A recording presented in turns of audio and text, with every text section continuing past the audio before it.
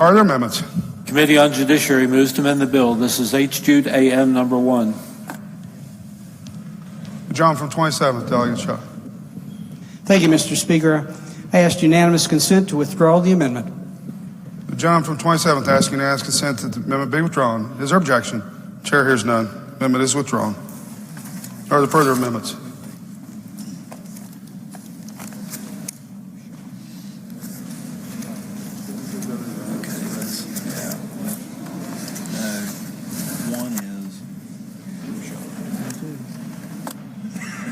I'm not going to speak on.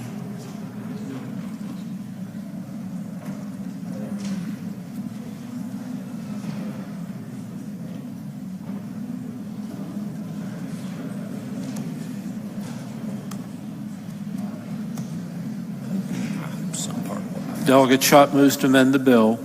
This is HFA Schott 3-8 number 1. Gentleman from 27th, Delegate Shaw, asks unanimous consent to explain the amendment in lieu of having it read. Is there objection? Chair hears none. Gentleman from 27th. Thank you, Mr. Speaker. We're back to the original bill as it came over from the Senate. There are some exclusions from the prohibition about firearms, and one of them is under subsection D, excludes a person specifically authorized by the Board of Education of the county or principal of the school where the property is located to conduct programs with valid educational purposes. And all this amendment does is clarify that the person is other than a student of a primary or secondary facility. In other words, there are situations where the board or the school authorizes various programs at the school, and sometimes those programs involve students. And what we want to be clear is that the student is still subject to the same prohibition. It's just other folks that aren't. So this is simply strikes or adds after the word person that qualifies that other than a student of a primary or secondary facility. Mr. Speaker, I urge adoption. Will other members desiring to speak to the adoption of the amendment? If not, the question for the House is the adoption of the amendment. All in favor of adoption will say aye. Those opposed, no. The ayes appear to have it. The ayes do have it. Declare the amendment adopted. Are there further amendments? Delegate Pushkin and Lane move to amend the bill. This is HFA Pushkin Lane 3-8. Gentleman from 37th, Delegate Pushkin asks unanimous consent to explain the amendment in lieu of having it read. Is there objection? Chair hears none. Gentleman from 37th.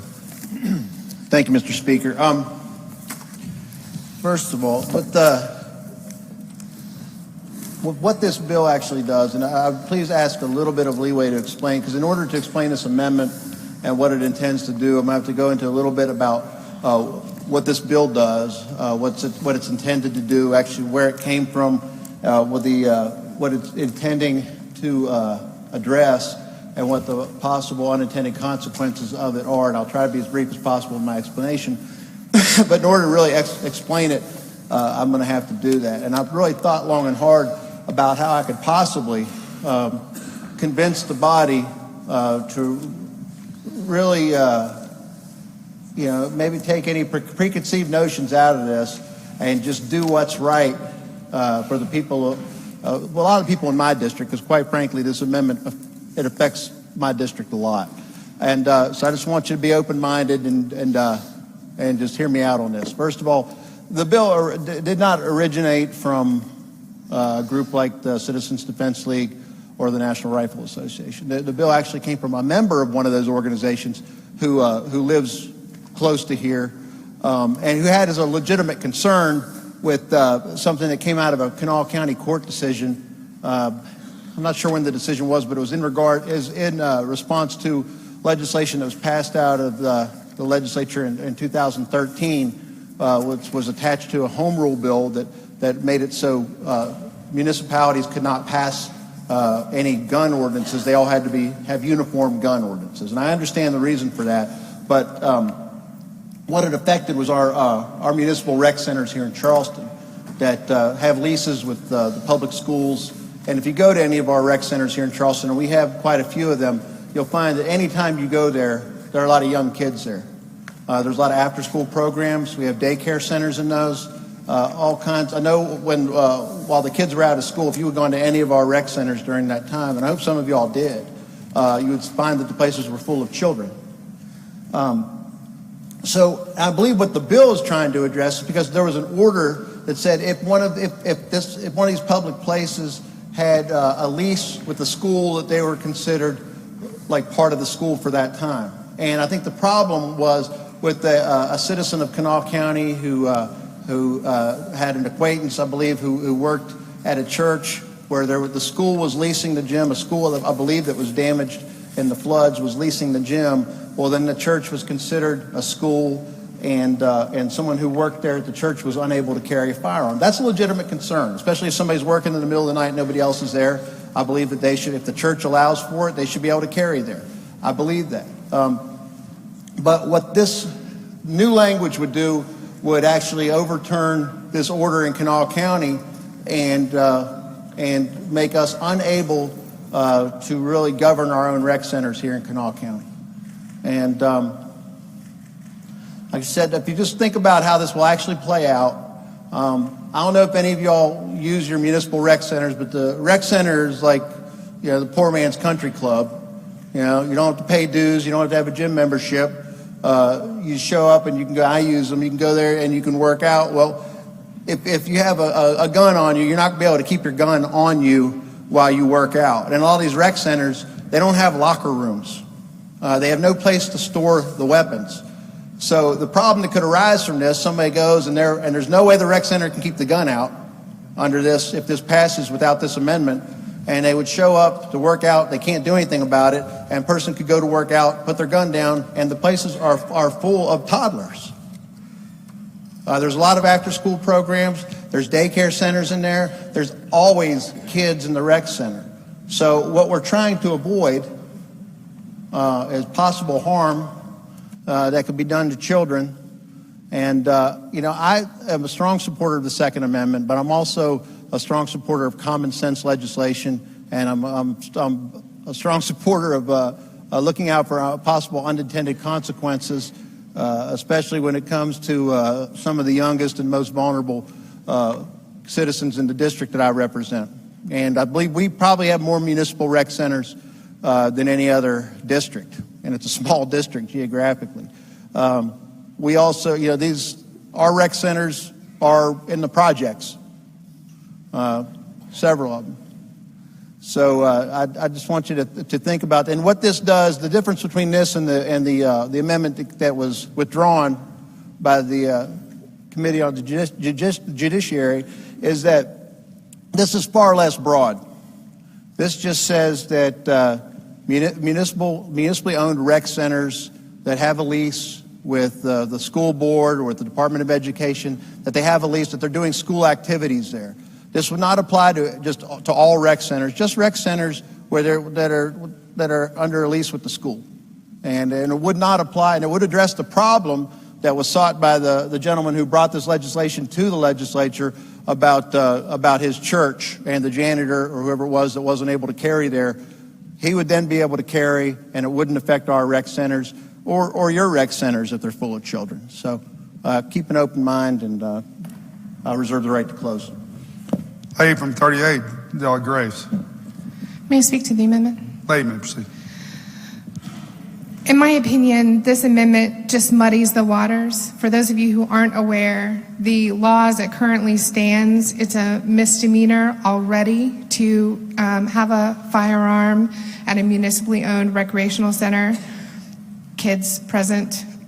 So we have that already. In my opinion, all this is doing with its excess verbiage and trying to restate it, but not quite in exactly the same way. It's just to provide a little bit of leeway, possibly to add less clarity to the situation as it currently stands. We already have a law. It's already on the books. His particular rec center is leased. It's already covered under what we currently have, and there's no need for this amendment unless you would like to further muddy the waters and make it less clear than the bill that the law that we currently have. I'd really urge to vote against this amendment. One, it's unneeded. In my opinion, it's not well written. It doesn't clarify the situation. It goes in the opposite direction, and that's 4 reasons. And just pick which one you like. Thank you. John, for 32nd, Delegate Love. Will the delegate and all you? Gentleman yield. Gentleman yields. Yes, sir. Does the NRA back this bill or this amendment that you're talking about? I'm not really on the... does the NRA back... This bill did not come from the NRA. This bill came from a citizen of Kanawha County. Okay. Well, I was wondering. Now, I know that they put out information on our desk. It wasn't printed very well, and it's hard to read, but I believe that they might have taken up this bill, but this bill is not an NRA bill because it doesn't affect other states. This bill is really specific to the district I represent, mainly. But no, I don't believe it was an NRA bill, but I believe that they put out a memo in regards to the Judiciary Amendment and I believe I saw an email where it said either strike that amendment or kill the bill. Thank you, sir. Thank you, Mr. Speaker. Gentleman from 16th, Tiger Hornbuckle. Thank you, Mr. Speaker. Will the gentleman from the 37th yield? Gentleman yield. Gentleman yields. Yes. Thank you. So I, like you, have several centers in my district as well. One in Guyandot, the Boys and Girls Club, the 80 Lewis on Hal Greer, and also on the Edge, and the gentleman from the 17th district on the West End, almost Westmoreland, another Boys and Girls Club. Would they be in the same predicament as your rec centers under this amendment?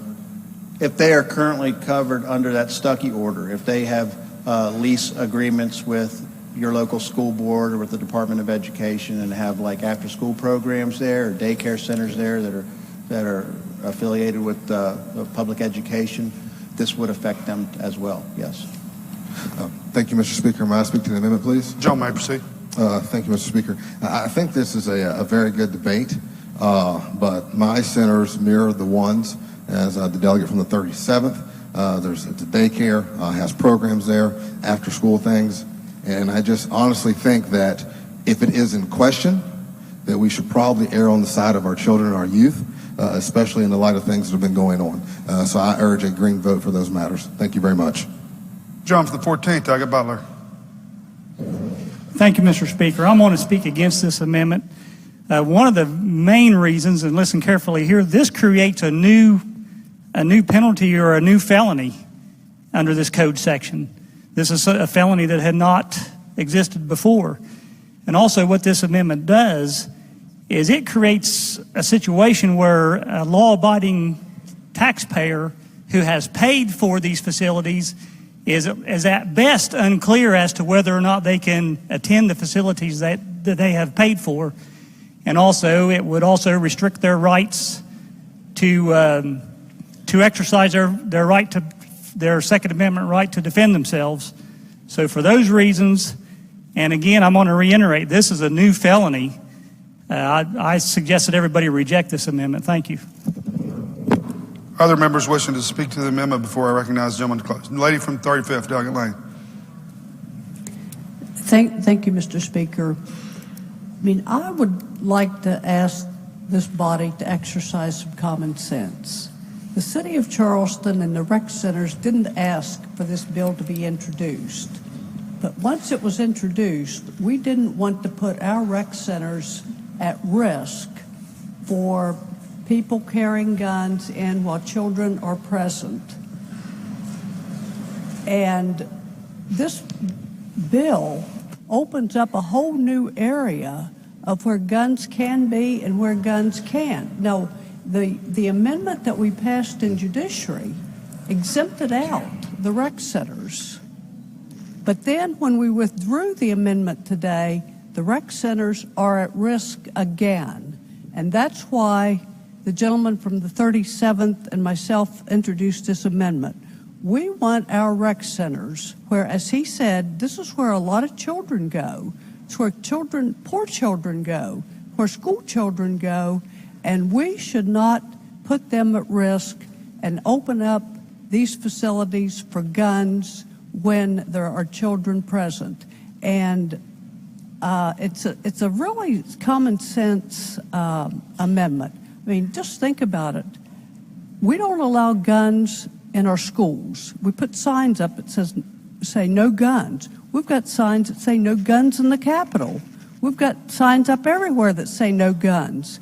So we want to be able to put up signs that say no guns in this rec center while it's being used by children.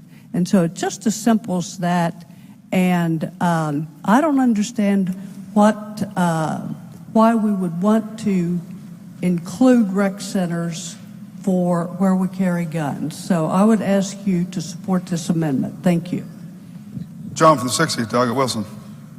Thank you, Mr. Speaker. I'd like to thank my friend for calling us all to consider some common sense and then making a point of talking about how we have gun-free zones at schools. Yes, let's apply common sense to the idea of a gun-free zone. My other friend, the gentleman from Cabell, made a point of talking about what's happened recently. I can only assume that he means in some of those gun-free zones. Frankly, if I were there or a friend of mine who believes the way that I do, then we could do something about someone who walked in with bad intent into one of those gun-free zones. Here's the interesting thing. If you apply a little common sense, you'll realize that someone who has evil intent, the intent to walk in and cause harm, and actually goes through the trouble of bringing a weapon specifically for the purpose of causing that harm, a sign on the door is not going to stop that guy. He's already decided he's going to do something horrific. A sign's not going to stop him. I'll tell you what, though, I might be able to if I'm standing there with a weapon. Let's apply a little common sense to this. Reject the amendment. Thank you very much. John from the 16th, Delegate Warrenbuckle. Thank you, Mr. Speaker.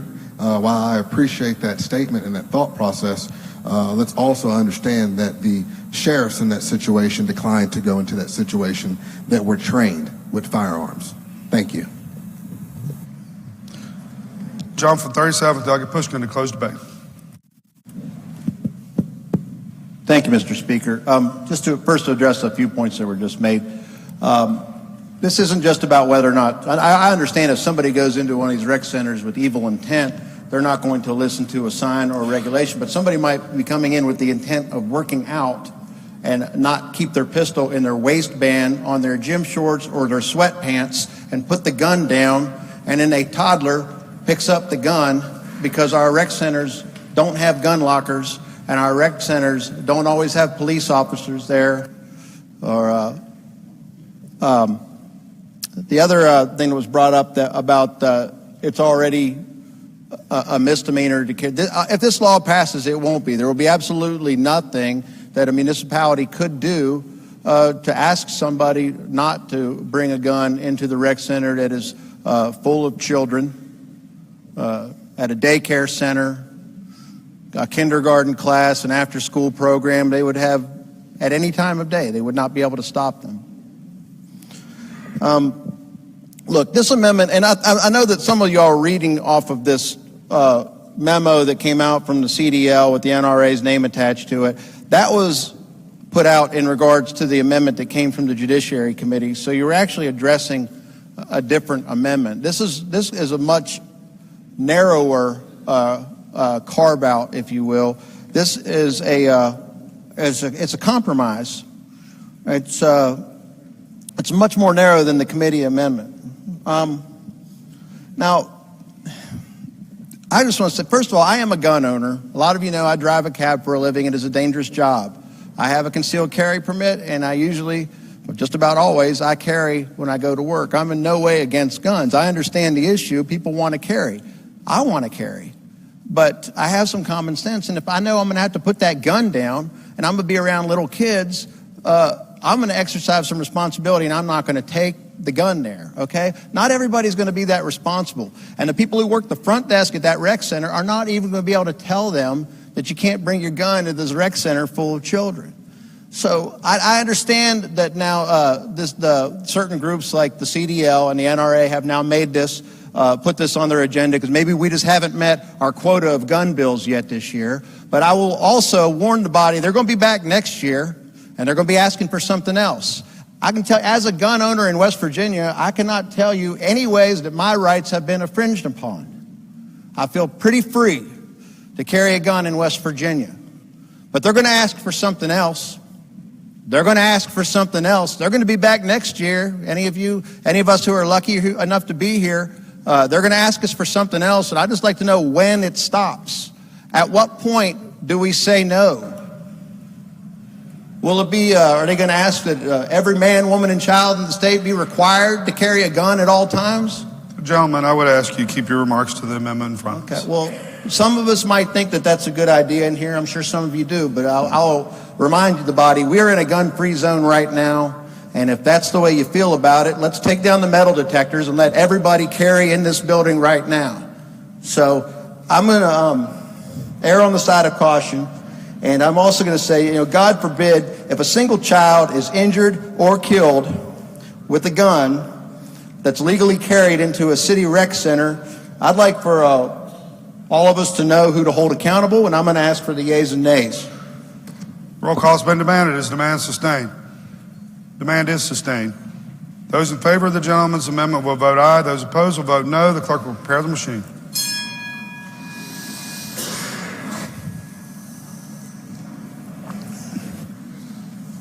Has every member voted? If so, the clerk will close the machine and ascertain the result. On this question, 18 ayes, 79 nays, 2 members absent not voting. Less than the majority of members present having voted in the affirmative, I declare the amendment rejected. Are there further amendments?